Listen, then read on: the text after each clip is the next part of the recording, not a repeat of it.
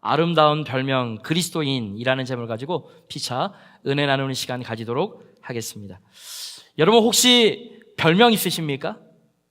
어릴 때 한두 가지 별명을 안 가져본 사람은 아마 없을 것이라고 생각합니다. 옛날에 우리가 별명 해봐야 별거 없었습니다. 키가 큰 사람한테는 키다리, 꺽다리라 그러고, 키가 작은 사람은 몽단연필, 이렇게 우리가 불렀던 것 같습니다. 머리가 좀 크게 생긴 친구들은요, 중학교 때 우리가 가분수 이 정도로 불렸던 것으로 기억이 되는데, 요사에는 그런 말 쓰지 않습니다. 제가 인터넷을 찾아보니까 우리 대한민국에서 머리 큰 애들을 어떻게 부르냐 보았더니 특공대라고 그런데요, 특공대. 그래서 제가 특공대가 뭔가 네이버를 쳐보니까 특별히 공부도 못하면서 대가리만 크다, 그런 말이라고 하는데, 여러분 과연 이렇게 불러도 되는 것입니까? 이와 같이 요사이 아이들 별명은 참 입에 오르내리기가 부끄러운 표현들이 정말로 많이 있습니다. 여러분, 그런데 오늘 예수 믿는 사람에게도 별명이 있다는 사실 아십니까? 그것은 바로 그리스도인이라는 것입니다. 오늘날 예수 믿는 사람을 당신은 그리스도인이죠? 이렇게 물으면 그건 너무나도 당연하게 들릴지 모릅니다. 그러나 이 그리스도인이라고 하는 낱말은 그 당시만 해도 하나의 별명이었어요. 믿지 않는 사람들이 믿는 사람들에게, 교회 다니는 사람들에게 지어준 별명이었습니다.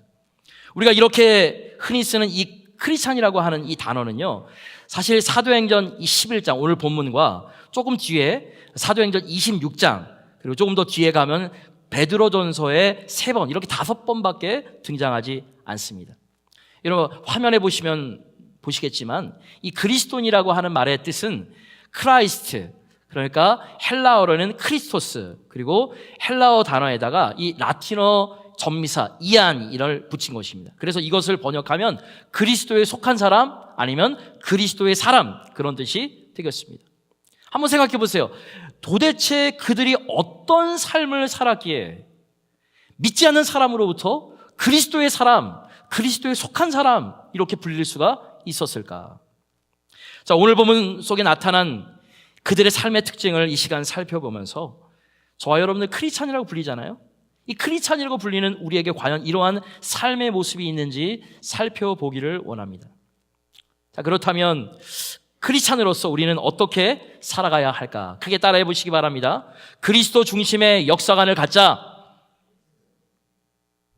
자, 과연 그런지 오늘 19절과 20절 읽어보도록 하겠습니다. 시작. 그때 스데반에 일어난 환란으로 말미암아 흩어진 자들이 베니게와 구브로와 안디오까지 이르러 유대인에게만 말씀을 전하는데, 그 중에 구브로와 구레네 몇 사람이 안디옥에 이르러 헬라인에게도 말하여 주 예수를 전파하니.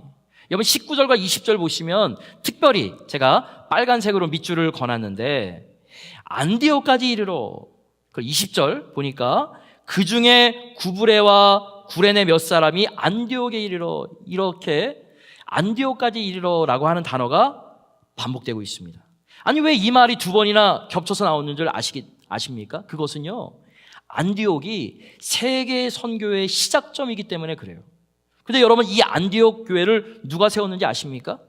19절과 20절에는 그들의 이름이 나오지 않고 이렇게 나와 있습니다. 우리 19절 말씀 다시 보시면, 그때에 스데반의 일로 일어난 환란으로 말미암아 흩어진 자들로 나와 있습니다. 자, 세계 선교를 감당한 이 안디옥 교회, 이 중요한 교회를 세운 창시자가 누구입니까? 흩어진 자들이랍니다. 자, 그렇다면 이 흩어진 사람들이 누구인가? 조금 더 구체적으로 살펴보기 위해서 조금 전에 앞장인 8장 1절로 돌아가 보겠습니다. 우리 8장 1절 보시면 이렇게 나와요. 사울은 그가 죽임당함을 마땅히 여기더라. 여러분, 여기서 그가 죽임당함은 누구를 이야기하는지 좀 기억하시죠? 바로 스데반 집사를 이야기하는 것입니다. 그날에 예루살렘에 있는 교회에 큰 핍박이 나서 사도회에는 다 유다와 사마리아 모든 땅으로 흩어졌다고 나와 있어요. 그리고 나서 그 밑에 8장 4절에 보면 이런 말씀이 있습니다. 다 같이 있습니다. 시작. 그 흩어진 사람들이 두루 다니며 복음의 말씀을 전할세. 그 흩어진 사람들 누굽니까? 아니 왜 흩어졌습니까? 고향 땅에 오래 살다 보니까 너무 지겨웠을까요? 그래서 다른 땅에 가서도 한 번 가서 살아보기 위해서 떠난 사람들일까요? 아니에요. 이들은 살기 위해서 흩어졌습니다. 목숨을 건지기 위해서 할 수 없이 도망갔던 것입니다. 집도 버리고 논밭도 버리고 가구도 버리고 재산도 다 버리고 단신으로 도망간 사람들이었습니다. 그 이유는 오직 하나입니다. 예수 믿는다는 것 때문에 그렇습니다. 이 일을 우리의 일로 한번 생각해 보실까요? 말씀을 좀 더 이렇게 체감하기 위해서 제가 한번 상상을 해봤습니다. 갑자기 지금 사회 분위기가 어수선해졌어요. 나라가 뒤숭숭해지더니 갑자기 쿠데타가 일어났습니다. 군인들이 시내에 쫙 깔립니다. 우리가 예배드리고 있는데 갑자기 군인들이 문으로 확 들어와서는 멱살을 잡고 끌고 나갑니다. 말리는 교인들을 군인들이 개머리판으로 총으로 막 칩니다. 그리고 극구 반대하는 도망가는 사람들을 향해서 총을 쏘고 죽입니다. 그리고 상부에서는 예수 믿는 사람들을 잡아들이라는 명령이 떨어졌습니다. 평생을 수고하며 마련한 집을 버리고 재산을 다 버려야 합니다. 은행돈도 찾지 못하고 자신의 애지중지 자동차도 타고 가지 못합니다. 왜요? 검문소에서 예수 믿는 사람인지 검사할까 봐. 그저 입을 옷 몇 벌과 식량 조금을 가지고 가족들의 손을 잡고 산으로 들로 흩어집니다. 그리고 산을 넘고 내를 넘고 수없이 굶으며 추위에 떨었습니다. 그렇게 해서 다른 나라 땅에 겨우 도착했습니다. 그런데 거기에 도착하면 어떻습니까? 누가 그들을 기다리고 있는 사람들이 있기나 합니까? 누가 그들을 위해서 직장을 마련해 주겠습니까? 아무것도 없어요. 그러면 그들이 무엇을 하겠습니까? 그곳에 가서 정착하면서 사는 동안 예수 믿는다는 것을 표시할까요? 아니요. 아마 입을 꽉 다물지 않겠습니까? 그리고 마음속에 불만을 이렇게 품을 것입니다. 하나님, 이럴 수가 있습니까? 우리가 하나님을 평생토록 섬기면서 예배드렸는데 예수 믿는 것 때문에 이러한 핍박을 어떻게 우리에게 줄 수가 있습니까? 원망의 마음을 가지고 겨우겨우 목숨만 부지하며 살 것입니다. 예수 믿는다는 것 때문에 죽다가 살아났는데 그게 당연하지 않겠습니까? 근데 오늘 흩어진 자들, 그들은 무엇을 했는가? 오늘 11장 19절과 20절 마지막 부분 보시겠어요? 안디옥까지 이르러 유대인에게만 말씀을 전하는데 말씀을 전했대요. 20절 말씀 보세요. 주 예수를 전파하니 예수 그리스도를 증거한대요. 정말 놀라운 일 아니겠습니까? 우리가 그냥 그저 읽고 지나갈 일이 아니에요. 예수 믿는다는 것 하나 때문에 고향을 떠나고 재산도 잃어버리고 친척도 다 잃어버렸어요. 수많은 환난을 당해서 안디옥까지 옷까지 몇 개 가지고 도망간 사람들입니다. 그런데 그곳에서 주 예수를 전파했다고 20절은 전하고 있습니다. 정처 없이 이방으로 나설 때 그들은 매우 불행했습니다. 그래서 그들은 방황했습니다. 그러나 그 가운데 그들은 생각했습니다. 도대체 우리가 왜 여기에 왔는가? 그들은 인생의 의미를 조금씩 발견해 나가기 시작합니다. 내가 왜 이 고생을 해야 하는가? 내가 왜 내 재산을 다 잃어버렸는가? 나는 왜 직업을 포기해야만 했는가? 내가 무엇 때문에 이곳에 와 있는가? 여러분, 처음 미국에 오셨을 때 여러분들 처지 아니겠습니까? 다시 본문으로 돌아와서 그들은 그 속에서 하나님의 뜻을 발견했습니다. 그리고 전도하기 시작했다고 성경은 가르치고 있습니다. 놀라운 일이에요. 흩어진 것은 피동적이었지만 복음은 자발적으로 전했습니다. 억지로 된 현실 속에서 자발적인 일을 발견하는 것입니다. 여러분, 이것이 중요합니다. 우리의 운명이 어떻게 주어졌는지, 지금 우리가 왜 그 현실 속에 있는지 그것이 중요하지 않아요. 환경이 지금 불행한가 아닌가는 결코 중요하지 않습니다. 중요한 것은 그 운명, 그 현실 속에서 자발적인 일을 우리가 발견했는가, 그것이 중요한 것이에요. 사실 이 세상을 살아가는 대부분의 사람들은 역사의 노예로 살아갑니다. 주어진 환경과 현실에 따라 울고 웃습니다. 환경이 불행해지면 웁니다. 환경이 조금 좋아지면 웃습니다. 역사가 흐르는 대로 따라가는 거죠. 이런 사람들은 사실 역사의 노예예요. 근데 반대로 역사의 주인공들은 그렇게 살지 않습니다. 고난과 핍박 속에서도 하나님의 부르심과 하나님의 뜻을 발견합니다. 능동적인 자신의 콜링을 발견합니다. 여러분, 성경 66권을 통해서 하나님이 사용하신 사람들을 관찰해 보십시오. 역사를 바꾼 그들은 한 번도 자신의 환경과 역사의 노예가 된 적이 없습니다. 자, 오늘 본문에서 이 흩어진 자들이 그러했습니다. 그들의 이름이 없습니다. 그냥 그저 흩어진 자들입니다. 억지로 쫓겨난 자들이요, 핍박을 받아 재산을 다 잃어버린 거지들입니다. 수많은 친척들을 잃어버린 비참한 사람들입니다. 그러나 성경은 이야기합니다. 그들에게는 자발적인 일이 있었습니다. 여러분, 그러므로 우리 인생은 생각하기 나름이에요. 환경이 중요하지 않습니다. 이들이 생각을 딱 바꾸고 보니까 얼마나 좋은지 몰라요. 제가 한번 또 이것도 상상해 볼게요. 야, 내가 왜 이 세상의 태양에 태어났지?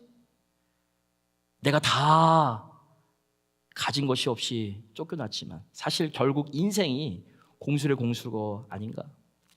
하나님의 복음 전하는 일이 이 세상에서 제일 중요한 일 아닌가? 그들이 이렇게 사고 전환을 하니까 그 불행해 보이던 인생이 얼마나 놀라운 조건인지 모릅니다. 복음을 전하기 위해서 이보다 더 좋은 조건이 없습니다. 왜일까요? 그들은 직업이 없었습니다. 집도 없었습니다. 교회를 섬기고 싶어도, 복음 전하고 싶어도 직장 때문에, 비즈니스 때문에 못하는 사람들이 얼마나 많이 있습니까? 그런데 집도 잃고 직업도 다 잃고 떠나보니 할 일이 없습니다. 하루 24시간 내내 그들은 복음을 전할 수 있었습니다. 돌아갈 집이 없는 것이 얼마나 좋습니까? 집이 있어 보십시오. 보일러비 내야 되지, 기름값 내야 되지, 겨울 되면 월동비 내야지. 그러니 또 일을 해야 됩니다. 고민이 여간 많은 것이 아닙니다. 제가 한국에서 5년 동안 사역을 하고 수석부 목사로 갈 때 제 아내하고 저하고 그래도 여기서는 한 10년 있겠지, 아니면 뼈를 묻을 수도 있겠지 해가지고 그 퇴직금 받은 거 가지고서 가구를 다 샀어요. 근데 웬걸요, 2년 만에 여기로 딱 보내주셨어요. 그때 깨달았어요. 야, 우리의 삶은 우리가 이끄는 것이 아니구나. 하나님께서 원하시는 삶을 살아가야 돼요. 그래서 오자마자 아이키아에 가지고 다 조립한 걸로, 다 저렴한 걸로 이렇게 해가지고 살아가고 있는데, 근데요, 이들을 한번 생각해 보세요. 집이 없으니까 따뜻하지는 않지만 그저 복음 전하다가 산속에서 집을 덮고 자면, 하루 자면 그만이에요. 딱히 할 것도 없었을 것입니다. 또 복음 전하는 것입니다. 복음 전하다가 조금 고생도 합니다. 여러분, 그 사람들이 얼마나 환난에 당견된 사람들입니까? 죽음을 뛰어넘은 사람들 아닙니까? 재산을 다 잃어버린 사람들이에요. 그러니 누가 핍박을 하고 누가 뜨거운 물을 좀 갖다 붓고 찬물을 갖다 부어도 능히 견딜 수 있는 강인함을 가진 사람들입니다. 여러분, 안디옥이 복음화된 것은 우연이 아니에요. 하나님이 이들을 흩으신 것은 결코 우연이 아니에요.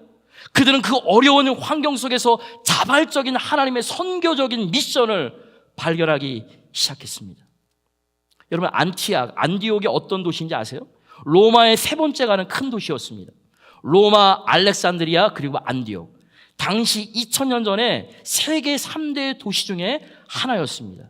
지금으로 따지면 한 시카고 정도 될 것입니다. 역사학자 요세푸스에 의하면 이 안디옥에는 그 당시 50만의 인구가 살고 있었는데, 놀랍게도 그 중에 7분의 1, 7명 중에 1명이 헬라파 주이시들이 있어요. 근데 이 흩어진 사람들이 누군지 아십니까? 제가 조금 전에 말씀드렸다시피 첫 번째 순교자였던 스테반이 헬라파 주이시였습니다. 특별히 당시에는 헬라파 주이시들을 굉장히 많이 핍박했어요. 그래서 그 본보기로 스테반 집사를 죽인 것입니다. 그러자 지금 헬라파 유대인들이 다 지금 흩어졌잖아요. 여러분, 그런데 여기에서 하나님의 위대한 섭리를 또 한 가지 발견할 수 있어요. 저와 여러분들은 사실 이 사실을 몸소 체험하면서 살아가고 있지 않습니까? 우리가 이 미국 땅에서 살아가려면 최소한 앞뒤가 맞지 않는 브로컨 잉글리시라도 해야지 무엇을 하더라도 밥 멀어 살지 않습니까? 그런데 이들을 생각해 보세요. 이들이 안디옥에 가니까 헬라말을 쓰고 있어요. 코인의 그릭을 쓰고 있었어요. 이 사람들은 헬라파 유대인들이라 언어에 전혀 지장이 없었습니다. 그래서 그들은 그저 가는 곳마다 오늘 말씀처럼 안디옥에 이르러 예수를 전하니라, 안디옥에 이르러 주 예수를 전하니라. 오늘 성경은 이렇게 증언하고 있어요. 언어와 문화에 너무나도 잘 단련되어 있으니까 얼마나 능통하게 그리고 얼마나 효과적으로 복음을 전했겠습니까? 그래서 결국 안디옥은 복음화된 것을 영적으로 주목하시기 바랍니다. 그리고 안디옥이 복음화된 것 때문에 이 세계가 복음화됐습니다. 어떻게요? 바로 그 흩어진 자들 때문에 그렇습니다. 당시 안디옥에 있던 그들의 주위 사람들은 이것을 보았습니다. 재산도 다 잃어버리고 직업도 다 잃어버리고 엄청난, 영어로 카타스트로페, 엄청난 재앙을 당한 그 현실 속에서 도망 나온 그들이 귀화만 있으면 주 예수 그리스도를 전하려는 노력과 열심을 보았던 것입니다. 그래서 그 사람들이 그들에게 붙여진 별명이 있습니다. 야, 저 사람이야말로 그리스도의 사람이야.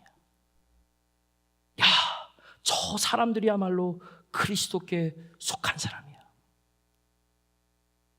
사랑하는 성도 여러분, 과연 저와 여러분은 그리스도 중심의 역사관을 갖고 있으십니까? 그리스도 중심으로 역사를 바라보면 해석되지 않을 것이 없어요. 예수님을 올바로 믿어보세요. 예수님을 여러분들의 진정한 주인으로 모셔보세요. 그리고 예수님을 통해서 이 역사를, 이 우리들의 삶을, 이 과거를 한번 바라보세요. 그러면 어느 날 그 과거가 다 해석되어집니다. 내가 어릴 때 그렇게 어렵게 살았는데, 우리 부모가 그렇게 나를 핍박했는데, 하나님이 우리 부모를 이렇게 일찍 데려가셨는데, 나는 가난해서 도시락도 못 먹었는데, 나는 머리가 좋았지만 정말 돈이 없어 초등학교밖에 졸업하지 못했는데, 나는 우리 가정이 다 망해서 일찍 미국에 와서 살게 되었는데, 원망스러웠던 그 과거가 수긍되고 해석이 돼요. 예수 믿는 사람이란 어떤 사람인가? 바로 역사를 올바로 해석하는 사람입니다. 그리스도의 눈으로 이 현실을 믿음으로 재해석할 줄 아는 사람입니다. 사실 우리 가운데서도, 또한 우리 주변에서 예수 믿고 나서도 여전히 과거에 원망 품었던 것을 그대로 품고 있는 사람들 너무나도 많이 있습니다. 부모에 대한 원망이 있습니다. 배우자에 대한 원망이 있습니다. 친척에 대한 원망이 있습니다. 심지어 너무나도 안타깝게도 목회자에 대한 원망도 가지고 있는 사람들이 있습니다. 또한 성도 같은 지체에 대한 원망을 그대로 쌓아두는 사람들도 있습니다. 그렇다면 아직도 그리스도 중심의 역사관을 가지지 못한 것입니다. 사랑하는 성도 여러분, 그리스도 중심으로 현재를 바라보시길 주의 이름으로 축원합니다. 병들었습니까? 힘듭니까? 못된 배우자를 만나 고생하십니까? 자신을 힘들게 하는 사람 때문에 모든 것을 그만두고 싶으십니까? 그러나 그 모든 환경을 그리스도의 중심으로 바라보시길 주의 이름으로 축원합니다. 이 흩어진 자들은 엄청난 고난 속에 있었지만 그곳에서 좌절하거나 원망하지 않았습니다. 그리스도 중심의 역사관을 가지고 그 환경을 뛰어넘어서 선교의 일익을 감당했습니다. 많은 사람들이 환경의 노예가 되어서 그 환경 속에서 살아갑니다. 그러나 우리는 환경의 노예가 될 것이 아니고 역사의 노예가 될 것이 아닙니다. 반대로 역사의 주인공으로 부름받은 사람으로 그리스도인이라는 진정한 칭함을 받으며 그리스도 중심의 역사관을 갖고 살아가시길 주의 이름으로 간절히 축복합니다. 두 번째로 우리가 크리스찬으로서 살아가기 위해서 필요한 것, 크게 따라해 보시기 바랍니다. 그리스도 중심의 지도력을 갖자. 여러분, 오늘날 가정이 무너지고 있습니다. 특별히 미국에서는 두 가정단 한 가정은 무너지고 있습니다. 오늘날 가정이 왜 위기입니까? 돈이 없어서 위기입니까?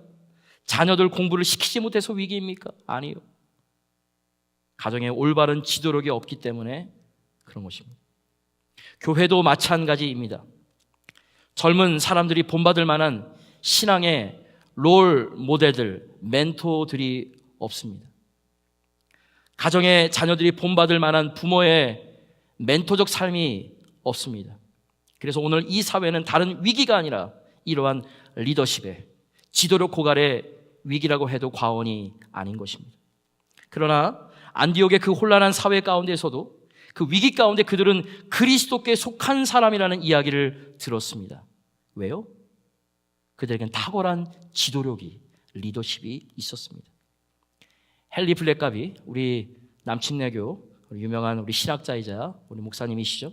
그의 책 스피리추얼 리더십이라는 책, 영적 지도력에서 우리가 신앙인으로서 탁월한 지도력을, 리더십을 발휘하기 위해서는 세 가지가 필요하다고 이 책에서 역설합니다. 첫 번째는 영적인 지도력이요, 두 번째는 인격적인 지도력이요, 세 번째는 균형적인 지도력이라고 헨리 블랙가비가 역설을 했습니다.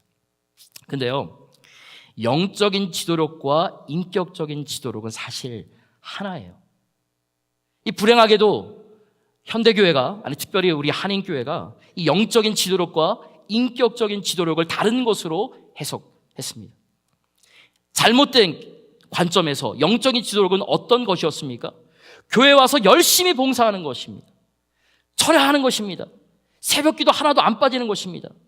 수요 예배 하나도 안 빠지는 것입니다. 말씀 양육 하나도 안 빠지는 것입니다. 하여튼 교회 와서 살면 영적인 것으로 생각했습니다. 과연 맞습니까? 맞긴 맞지만 틀린 것이 있습니다. 잘 들어보세요. 근데 교회에서는 굉장히 영적으로 탁월한 사람들이 집에 가서는 어떻게 합니까? 그 집 부인에게 물어봅니다. 우리 바깥 어르신이 교회에서 너무나도 훌륭하시고 영적으로 탁월하시고 교회에서 일도 많이 하시는데 집에서는 어떠십니까? 그러면 그 와이프가 뭐라 그러는지 아십니까? 그래요? 에휴, 한번 같이 한번 살아보세요. 무슨 얘기예요? 집에 가서는 엉망이라는 것이에요. 교회에서는 그럴듯합니다. 성경도 많이 알고 기도도 잘합니다. 줄줄 외웁니다. 전도상도 받습니다. 그러나 집에서는 전혀 인정받지 못합니다. 이것은 올바른 리더십이 아닙니다. 오늘날 한인교회가 왜 무너집니까? 왜 한국교회가 왜 무너집니까? 현대교회의 리더십의 부재가 바로 여기에 있는 것입니다. 제가 볼 때 우리 한국 사람들은 신앙을 학습식으로 배운 것 같습니다. 저와 여러분들 유치원에 들어가고 초등학교에 들어가면 무엇합니까? 가나다나 마바사 외웁니다. 3 더하기 4는 7. 외우는 것 얼마나 좋아하는지 모릅니다. 그래서 구구단을 외자, 구구단 외우는 게임도 유행했었습니다. 근데 그래서 잘못된 것이 신앙까지 왔어요. 그저 주기도문 잘잘 외우고 성경 외웁니다. 성경 공부도 어떻게 합니까? 아브라함의 아내는 누구입니까? 사라. 저도 어릴 때 그랬습니다. 성경 기초 얼마나 많이 했는지 몰라요. 근데 우리의 문제가 뭐예요? 삶이 없다는 것입니다. 신앙과 생활 중 생활이 없다는 것입니다. 그래서 제가 우리 교회에 와서 성경 공부할 때 성경 공부라고 하지 않고 말씀 양육이라 그럽니다. 알면 뭐예요? 삶으로 살아야지. 여러분, 말씀 양육이 왜 어려워요? 삶으로 살아내지 못하니까, 그럴 용기가 없으니까, 그래서 힘든 것이에요. 내용이 어렵습니까? 책 보면 어렵습니까? 그래서 어려운 것이에요. 정말 그렇죠. 근데 오늘 본문 텍스트 24절을 보시기 바랍니다. 바나바에 대해서 이렇게 소개하고 있습니다. 다 같이 있습니다. 시작. 바나바는 착한 사람이요 성령과 믿음이 충만한 사람이라 이에 큰 무리가 주께 더하여지더라. 여기 보면 놀라운 문장이 등장하는데 바나바를 3가지로 설명해 주고 있습니다. 하나는 착한 사람이다. 둘째는 성령이 충만한 사람이다. 세 번째는 믿음이 충만한 사람. 근데 제가 말씀을 준비하면서 그릭 바이블을 보니까 이 헬라어 센텐스에 보면 착한 사람, 성령 충만과 믿음 충만을 동일선상에 놓고 있더라고요. 여기서는 착한 사람 그리고 성령과 믿음이 충만한 사람 이렇게 나눴는데 제가 이거 보면서 무엇을 깨달았는지 아십니까? 누가 성령이 충만하고 누가 믿음이 충만한 자인가? 바로 인격적으로 착한 사람이라고 성경은 가르치는 것이에요. 아내에게 따뜻한 자가 성령과 믿음이 충만한 사람이에요. 남편에게 공손한 자가 성령과 믿음이 충만한 사람이에요. 이 시대 교회에 크리스찬 중에 이러한 리더십이 빠져 있습니다. 오늘날 한국과 미국 사회를 보세요. 큰 사건마다 크리스찬이 끼어있지 않은 사건이 없습니다. 열심히 몸부림치는 교회와 성도님들이 그래서 전도의 문이 자꾸자꾸 막혀가고 있습니다. 그러므로 우리가 그리스도인의 아름다운 별명을 얻기 위해서는 영적인 지도력과 인격적 지도력을 결부시켜야 합니다. 누가 영적으로 충만한 자인지 아십니까? 인격적인 사람이에요. 그래서 사도 바울은 갈라디아에서 성령의 열매를 이렇게 이야기했습니다. 다 같이 있습니다. 시작. 오직 성령의 열매는 사랑과 희락과 화평과 오래 참음과 자비와 양성과 충성과 온유와 절제니 이 같은 것을 금지할 법이 없느니라. 여러분, 오늘 갈라디아서 5장 22절과 23절 보십시오. 성령의 열매가 40일 금식 기도라고 썼습니까? 성령의 열매가 철화라고 나와 있습니까? 성령의 열매가 매일같이 새벽 예배 나오는 것이라고 나와 있습니까? 아니, 성령의 열매에 무슨 기적과 이사와 방언과 통변과 그런 능력이 있습니까? 아니요. 다시 한번 보세요. 이 성령의 열매지 9가지는요, 하나같이 다 인격적인 열매예요. 우리가 너무나도 오류하고 오해하고 있는 것이 이것입니다. 저와 여러분들이 이것을 회복하시길 주의 이름으로 부탁합니다. 즉, 우리가 크리스찬으로서의 아름다운 칭호를 회복하기 위해서는 우리의 인격과 영적인 삶을 회복해야 하는 것입니다. 반대로 이것을 영적으로 해석해보면 어떤 사람이 영적인 사람인가, 어떤 사람이 믿음과 성령이 충만한 사람인가. 물론 교회 열심히 나오고 열심히 섬기시고 하는 사람 맞아요. 그런데 그 사람의 인품도 같이 성장하는 사람이 바로 믿음과 성령이 충만한 사람인 것입니다. 여기에 또 바나바의 예를 들어서 설명하는 것은 기능적인 리더십입니다. 이것은 탁월한 사람을 이야기하는 것입니다. 자, 25절 말씀에 보면 이런 말씀이 있죠. 바나바가 사울을 찾으러 다소에 갔다. 바나바가 어떤 사람이에요?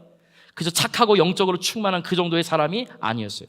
하나님이 맡기신 자기의 직분을 탁월하게 수행할 능력을 가진 사람이었습니다.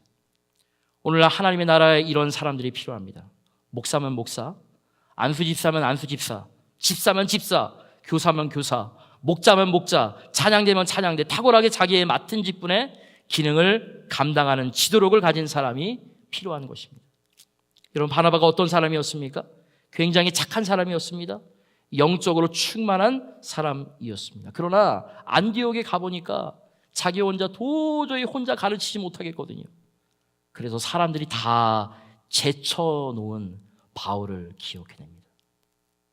그래서 다소에 가서 삼고초려를 해서 그를 불러온 것입니다. 그랬더니 어떻게 됐는지 아십니까? 26절 다 같이 있습니다. 시작. 만남에 안디옥에 데리고 와서 둘이 교회에 1년간 모여 있어 큰 무리를 가르쳤고 제자들이 안디옥에서 비로소 그리스도인이라 일컬음을 받게 되었더라. 그리고 둘이 함께 모여서 1년 동안 안디옥에서 말씀을 가르쳤더니 얼마나 탁월하게 놀라운 리더십을 발휘했던지 제자가 수도 없이 많아졌다고 나와 있습니다. 비로소 사람들이 그들을 보고 과연 크리스찬이구나, 과연 그리스도인들이라고 부르는 것입니다. 크리스찬으로 살아가기 위해서 잃어버렸던 이런 리더십 회복하시길 주의 이름으로 축복합니다. 우리 마지막으로 크리스찬으로 살아가기 위해서 중요한 것 크게 따라해 보시기 바랍니다. 그리스도 중심의 헌신적인 사랑을 하자. 오늘 본문 마지막 부분에서 이 말씀을 이야기해주고 있습니다. 그들이 지금 쫓겨나와서 안디옥에서 열심히 사역을 했습니다. 그랬더니 사람들이 많아졌어요. 그들이 경제적으로 어느 정도 안정되었을 것입니다. 그런데 갑자기 이런 일이 일어났습니다. 어떤 일이 일어났는지 우리 27절과 28절 다 같이 있습니다. 시작. 그때 선지자들이 예루살렘에서 안디옥에 이르니 그 중에 아가보라 하는 한 사람이 일어나 성령으로 말하되 천하에 큰 흉령이 들리라 하더니 글라우디오 때에 그렇게 되니라. 온 천하에 가뭄이 들었습니다. 이 말은 안디옥에게도 약간의 가뭄이 들었다는 이야기입니다. 그런데 가뭄이 들으면 특별히 가뭄이 또 심한 지역이 더 있지 않습니까? 당시 역사를 읽어보면 예루살렘에 가뭄이 아주 심했음을 알 수 있습니다. 예루살렘에 남아있던 형제들이 굉장히 어려움을 당하고 있다는 소식을 듣고서 그들은 어떻게 했는가? 우리 29절과 30절 다 같이 읽어보도록 하겠습니다. 시작. 제자들이 각각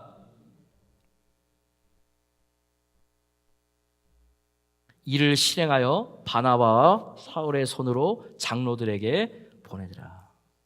여러분 29절에 각각 그 힘대로라는 말씀을 다시 한번 주목하시겠습니까? 각각 그 힘대로 형제들에게 부조를 보냈대요. 지금 자기들이 살기가 어려운 형편 아니겠습니까? 피난 와서 집도 한 칸 장만하지 못해서 이제 노력하며 살아가는 그 사람들인데 유대에 있는 사람들이 가뭄이 들어 배를 곱는다는 소식을 듣습니다. 성경에 보니까 이들이 그냥 있지 않았습니다. 조금 도운 것이 아니라 각각 그 힘대로, 힘이 닿는 대로라는, 힘에 드는 대로, 자기의 있는 힘대로 도왔다는 메시지가 그릭 원어에는 나와 있습니다. 무슨 이야기예요? 우리가 무엇을 통해서 크리스찬의 별명을 얻을 수 있단 말입니까? 많이 있는 데에서 조금 떼어서 남을 도우면 그것이 감동할까? 아니에요. 그들은 그리스도의 중심에 헌신적인 사랑으로 그들의 필요를 채워줬다라는 것입니다. 제가 많은 성도님들 특별히 잘 섬기시고 잘 이렇게 헌신하시는 분들 제가 가만히 보면 그들이 시간이 있어가지고 헌신하는 게 아니더라고요. 그리고 어려운 지체들 돌보는 성도들도 보면 정말 돈이 많아가지고 도와주는 거 아니더라고요. 마음이더라고요. 마음. 근데 참 신기한 거 아세요? 없는 가운데서도 헌신하잖아요. 없는 가운데서도 있는 힘을 다해서 다른 사람 섬기잖아요. 그러면 그 사람이 축복받더라고요. 여러분 이런 것들 많이 경험해 보지 않았습니까? 이런 것들을 경험하시면은요, 다른 사람들을 위해서 섬기는 일이, 그리고 하나님을 위해서 드리는 것이 얼마나 축복된 길인지 몰라요. 여러분 사람들은 알아요. 저와 여러분 지켜보고 있습니다. 저는 우리 제일사랑교회가 이제까지도 잘 해왔지만 앞으로 더더욱 이러한 사랑이 넘치는 교회가 되길 주의 이름으로 축복합니다. 수많은 지역사회를 돕는 교회가 되었으면 좋겠습니다. 어려운 사람들을 지나치지 않는 교회가 되었으면 좋겠습니다. 내 것을 잘라서 도와주는 교회가 되었으면 좋겠습니다.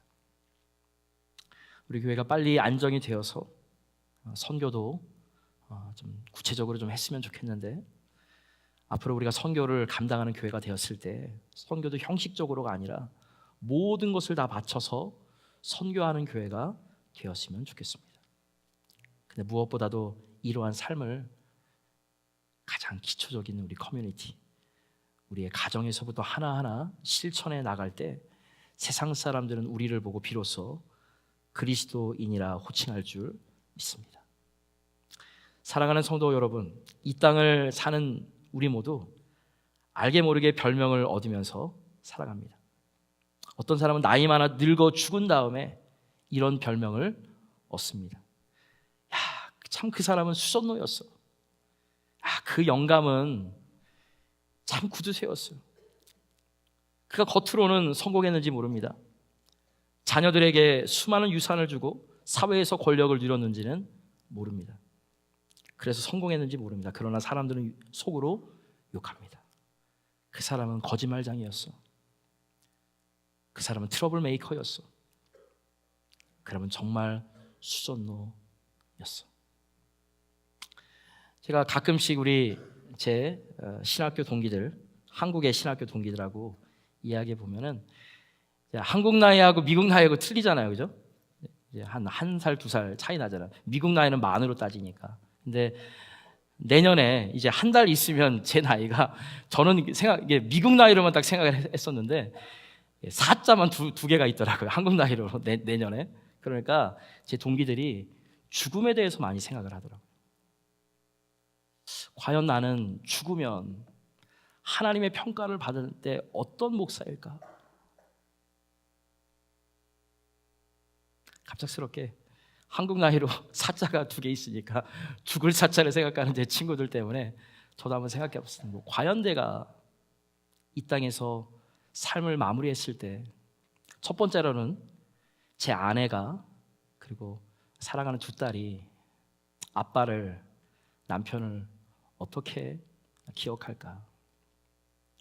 그리고 우리 제일사랑교회 이제 한 20개월이 넘어갔는데 제 첫 담임 목회지입니다.